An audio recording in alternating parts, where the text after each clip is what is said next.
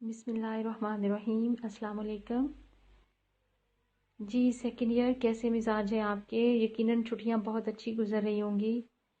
ज़ाहिर है भाई, कोविड-19 की वजह से ही क्यों ना हूँ, स्टूडेंट्स लाइफ में छुट्टियां भी हों, जाड़े का मौसम हो और थोड़ी पढ़ने में भी बंदे को मनमानी करनी पड़े कि अपनी मर्ज़ी से जब चाहा लेक्चर सुन लिया, जब चाहा ना सुना, तो ऐसी आज़ादी नसीब वाले, मुकद्दर वाले स्टूडेंट्स को ही मैसर आती है। खैर, खुश रहें, लेकिन साथ साथ अपने लेक्चर्स बाकायदगी से लें। और उर्दू एडवांस के हवाले से आपसे बात करना थी मुझे कि कंपलसरी और उर्दू आला में फ़र्क होता है। यहाँ पहले तो आप कोरोना की वजह से बख्शे गए, लेकिन अब मुश्किल है, अब आपने अपनी मेहनत से ही निकलना है। रोल नंबर्स आप लोग मेंशन नहीं करते कमेंट्स में, ये भी मैं देखती हूँ। बहुत थोड़े बच्चे होते हैं जिन्होंने अपने रोल नंबर्स लिखे हुए होते हैं, तो आपकी अटेंडेंस कमेंट्स में उन रोल नंबर्स के अकॉर्डिंग होगी। इसलिए अपनी हाज़िरी को यकीनी बनाने के लिए कमेंट्स में अपने रोल नंबर ज़रूर मेंशन करें और पूरा लेक्चर सुनने के बाद कोई एक आध छोटा सा सवाल भी कर लिया करें, ताकि मुझे इस बात का एहसास रहे कि आप सोए नहीं, जाग रहे हैं जी। तो आज का हमारा टॉपिक है बहादुर शाह ज़फ़र। बहादुर शाह ज़फ़र का पूरा नाम अबू ज़फ़र सिराजुद्दीन मोहम्मद बहादुर शाह ज़फ़र था और तखल्लुस ज़फ़र किया करते थे। इनके वालिद का नाम अकबर शाह सानी था। 1775 में पैदा हुए। इनकी तालीम और तरबियत कला मोल्ला के अंदर हुई, ज़ाहिर है। और कला में एक बादशाह की औलाद की तरबियत किस तरह से होती है, यकीनन आप जानती हैं। बेहतरीन उस दौर के जो असातिज़ा थे, उन्होंने इनको सिखाया, उनसे इन्होंने इक्तिसाब फैज़ किया। और कला के अंदर उस दौर में दिन रात अदबो सुखन की, शेरो सुखन की महफिलें गर्म रहती थी। ज़ाहिर है, जैसा माहौल हो वैसा मंजर होता है और माहौल इंसान पर असरअंदाज होता है। कुछ बहादुर शाह ज़फ़र वैसे ही फितरतन बचपन से ही उनको शेर व शायरी से लगाव था। कुछ माहौल ऐसा मैसर आया तो उनके इस फन को और जला मिली। उस दौर में जो शोरा उन महाफिल में, कला मौला की महाफिल में शरीक होते थे, उनमें शाह नसीर थे, इब्राहिम ज़ौक़ थे, असदुल्लाह खां गालिब थे, नवाब मुस्तफ़ा खां शेफ्ता और मोमिन खां मोमिन थे। बहादुर शाह ज़फ़र के बारे में मज़े की बात आपको बताऊं कि इंसान जब अपने असातिज़ा से सीखता है तो किसी न किसी हद तक कोई ना कोई एक पहलू, कोई बात उसको अट्रैक्ट करती है और वो उसकी अपनी शख्सियत पर भी उसकी छाप नज़र आती है। और अगर शायरी के नुक्ते नज़र से देखें तो जब कोई स्टूडेंट या तालिब इल्म शायरी का किसी बहुत बड़े अजीम शायर के सामने ज़ानुए तलम्मुस तय करता है, उसकी शागिर्दी अख्तियार करता है, तो उसका असर उसके ऊपर यकीनन नज़र आता है। लेकिन यहाँ पे अजीब रंग ये है कि बहादुर शाह ज़फ़र को एक नहीं, 4 उस दौर के नामवर शोरा से कस्बे फैज़ का मौका मिला। सबसे पहले इन्होंने शाह नसीर की शागिर्दी अख्तियार की, उनको अपना कलाम दिखाते। लेकिन जब शाह नसीर हैदराबाद चले गए तो उसके बाद उन्होंने उस दौर के नामवर शायर मीर काज़म हुसैन, जो बेकरार तहल्लुस से लिखते थे, उनसे इसराह लेना शुरू कर दी। जब वो भी हिजरत करके यहाँ से चले गए तो फिर बहादुर शाह ज़फ़र ने इब्राहिम ज़ौक़ को अपना उस्ताद बना लिया। अब इब्राहिम ज़ौक़ इस दुनिया से रुखसत हो गए, वफ़ात पा गए, तो उनके इस दुनिया से चले जाने के बाद उन्होंने गालिब से इसलाह लेना शुरू कर दी। यूँ देखा जाए तो 4 बड़े बड़े नाम हैं शायरी में जिनसे इन्होंने शागिर्दी का शर्फ हासिल किया। लेकिन इसके बावजूद हमें बहादुर शाह ज़फ़र की शायरी में इन चारों शोरा का रंग नज़र नहीं आता। बहादुर शाह ज़फ़र का एक अपना रंग है, जिसका एक पस मंज़र है, एक सियासी हिस्ट्री है। बहादुर शाह ज़फ़र मुगलिया सल्तनत का आखिरी कील था और ये वो बदनसीब ताजदार था कि जिसके पास बादशाहत तो थी लेकिन अख्तियारात नहीं थे। ईस्ट इंडिया कंपनी के वजीफ़ा पर पलने वाली बहादुर शाह ज़फ़र की ये हुकूमत कुछ साल ही चली کہ بالآخر 1857 کے ہنگامے کے بعد انہیں تخت سے معزول کر دیا گیا اور گرفتار کر کے رنگون بھیج دیا گیا۔ رنگون میں ان کو ایک تو قید و بند کی صعوبتیں جھیلنا پڑیں، دوسرا بے کسی، بے بسی۔ تو یہ ساری چیزیں جو ہے نا، یہ بہادر شاہ ظفر کی اپنی ذات کے اندر درد مندی کے احساس کو پیدا کرتی ہیں، درد کی کسک میں اضافہ کرتی ہیں، اور یہی درد ہم دیکھتے ہیں کہ بہادر شاہ ظفر کے شعروں کے پیرائے میں ڈھلتا ہوا نظر آتا ہے۔ اگر ہم بہادر شاہ ظفر کے کلام کا جائزہ لیں تو ان کا دیوان ہے جو کلیات ظفر کے نام سے 4 جلدوں میں شائع ہو چکا ہے۔ بہادر شاہ ظفر نے غزلیات بھی لکھی، لیکن غزلیات کے علاوہ حمد، نعت، سلام، مسدس، محمس، مستزاد، کتاب، رباعیات، ان سب حیات میں بھی لکھا اور ان سب پر بھی طبع آزمائی کی۔ اب یہ نام، نعت کیا ہے، حمد کیا ہے، سلام، مسدس، ان سب کے حوالے سے میں آپ کو کلاس میں بتا چکی ہوں، تو میرا خیال ہے یہ چیزیں وضاحت طلب نہیں ہیں۔ ہم دیکھتے ہیں کہ بہادر شاہ ظفر کے کلام میں وہ کون سی خوبیاں ہیں جو انہیں دیگر شعراء سے ممتاز کرتی ہیں۔ سب سے پہلی خوبی جو ہمیں بہادر شاہ ظفر کے کلام میں نظر آتی ہے وہ ہے زبان و بیاں کی سلاست۔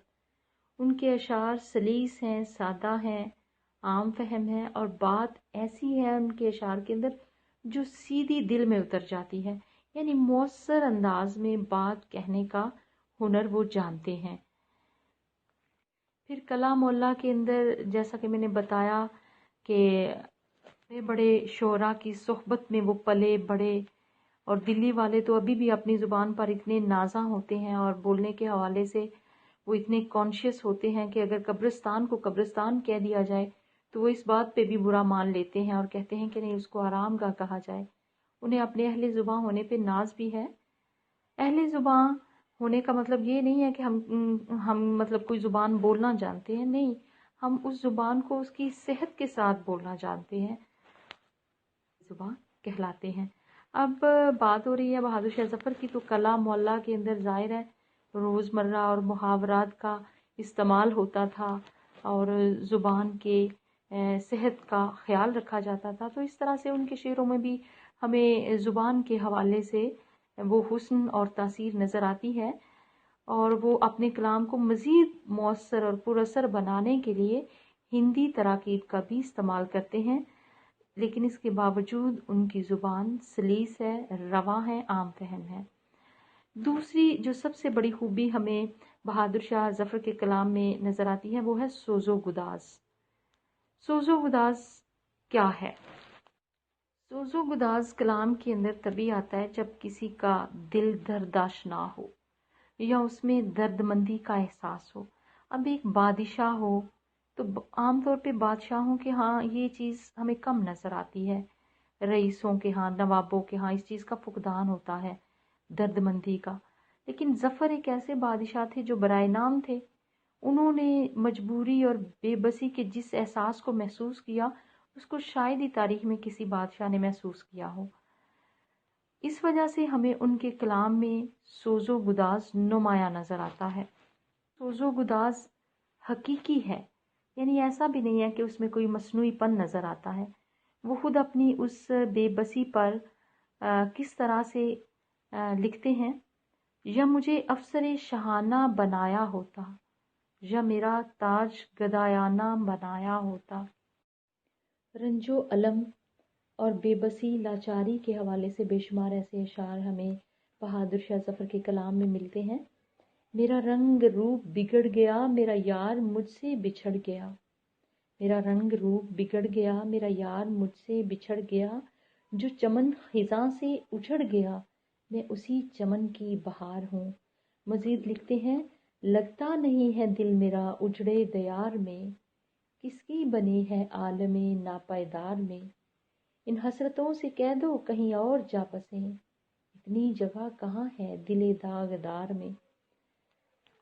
بہادر شاہ ظفر کے کلام میں جو حزن و ملال، سوز و گداز اور سادگی اور سلاست کے بعد ہمیں تیسری چیز سب سے نمایاں نظر آتی ہے وہ ہے دنیا کی بے ثباتی، यानी वो ज़िंदगी की हकीकत से आशना थे, क्योंकि हालात की संगीनी और तलखी को जिस कदर उन्होंने महसूस किया, इस कदर शायद शायद ही किसी और बादशाह ने महसूस किया हो। इस वजह से वो बादशाह भी थे और शायर भी थे, तो उनके कलाम में हमें दुनिया की बेसबाती का एहसास शिद्दत से होता है। लिखते हैं, ज़फ़र अहवाल आलम का कभी कुछ है कभी कुछ है, ज़फ़र अहवाल आलम का कभी कुछ है कभी कुछ है, कि क्या क्या क्या रंग अब हैं और क्या क्या पेशतर यहाँ थे। पेशतर का माना होता है पहले, यहाँ। बहादुर शाह ज़फ़र को रंगून में दफना दिया गया था कैदोबंद की सोबतों के बाद।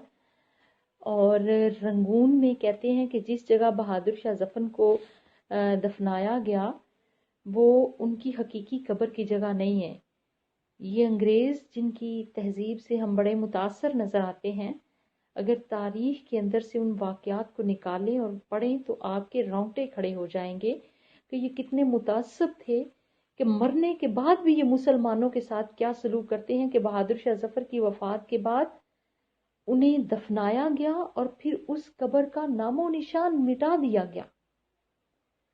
और नामो निशान मिटाने के बाद फिर कहते हैं कि बाद में जो वहाँ पे कब्र बनी वो उधर के मकामी लोगों ने मतलब अंदाजे से वो कब्र बनाई, और उस कब्र के ऊपर जो मज़ार है वो उस दौर में चंदा इकट्ठा करके वो मज़ार बनाया गया था।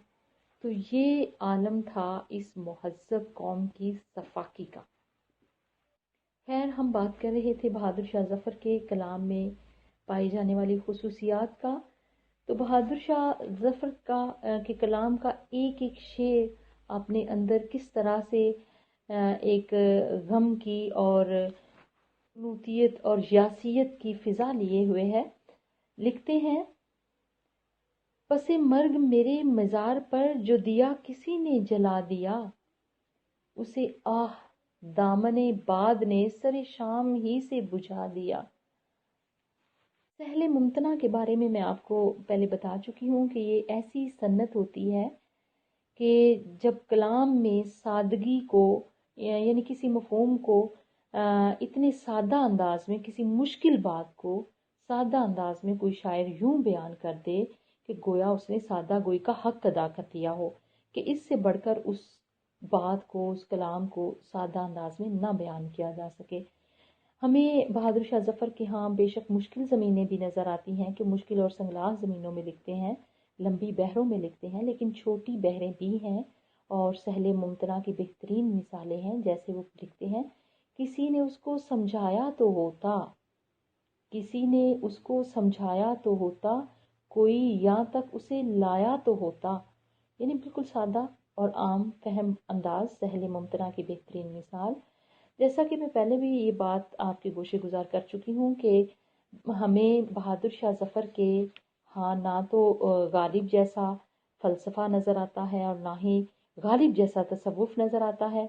इस तरह इब्राहिम ज़ौक़ जैसी मुहावरा बंदी भी हमें गालिब के यहाँ इतनी बहादुर शाह ज़फ़र के यहाँ इतनी नज़र नहीं आती।